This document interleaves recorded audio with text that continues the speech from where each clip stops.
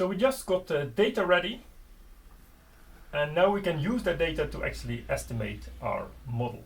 So there's one step we need to do before we can start. We need to create our train and test set. So the train size is going to be 75, so the size of the whole data is 150, so we're going to split here train and test into 50-50. So our train features are going to be our iris data, and then I want to have all the rows up till this point where we have train size, and I want to have all the columns. And then my train targets are going to be, sorry, that was called targets. And again, here we go, I want to have all the rows up till the point of train size. And targets only has one column, so I don't need to specify which columns I want to take. And then I have test features, and that is going to be from the iris data set, starting at row train size and going all the way up till the end. And then I want to have all the columns. And we're going to have test targets. This is going to be equal to targets starting at train size and then going all the way to the end. So we have train size up till train size up till train size, and here we have starting at train size and then to the final row, starting at train size to the final row. Yeah, okay, so that looks fine, so I can run this. We don't get an error, so that should be okay. So now we can write down the model. So the model is going to be, we're using keras, it's going to be sequential model where we have different layers one after the other, and we're going to specify them as such. So here we have keras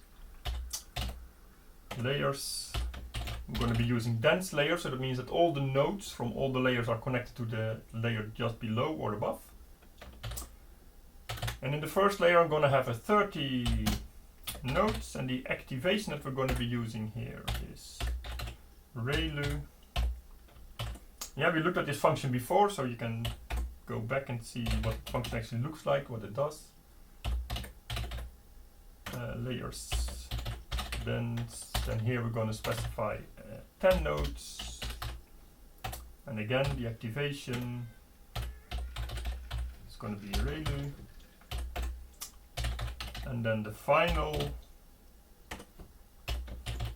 layer is going to map to our predictions. Oops, so that's also going to be dense. But now I'm going to have 3 nodes, a node for each of the flowers in my data set.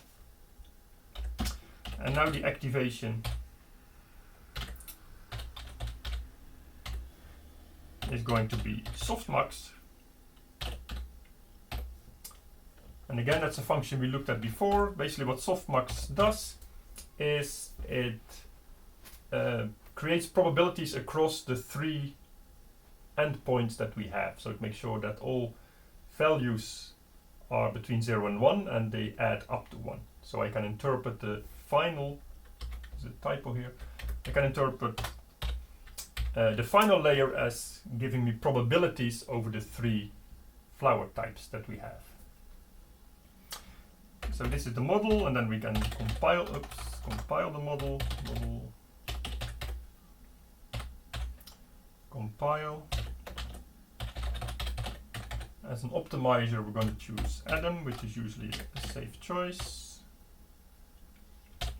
Adam.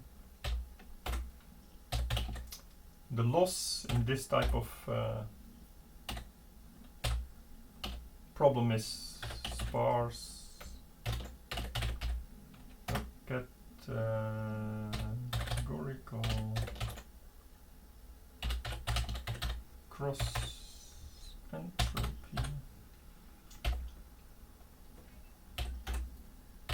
and the metrics I want to see along the way is going to be here accuracy. So let's see whether we didn't make any mistakes. No, I don't get any errors, so it looks fine. So that means I can now fit the model, so I can do model fit.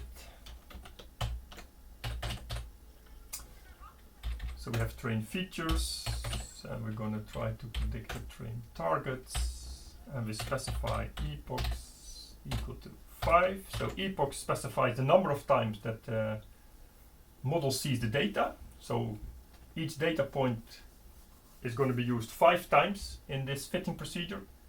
Later on we're going to see how we can actually specify this hyperparameter, the number of epochs, but we're not going to worry for the time being. So we've trained on the 75 samples, and we get an accuracy of 0.36.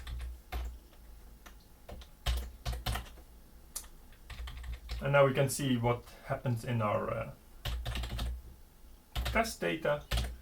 So model evaluate,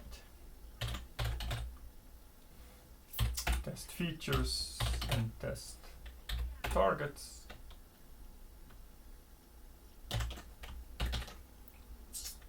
And we can run this, and we get an accuracy of 0.33. So here you see how we went through the whole list of specifying the train and test data from our data set, then specifying the model, compiling the model, fitting the model, and then finally evaluating the model. One thing that you need to check though is the way we specified the train and the test set, because actually we made a deliberate mistake here. So if you look at the notebook, you can see there is one step we overlooked here, but I'll leave it to you to figure out what went wrong.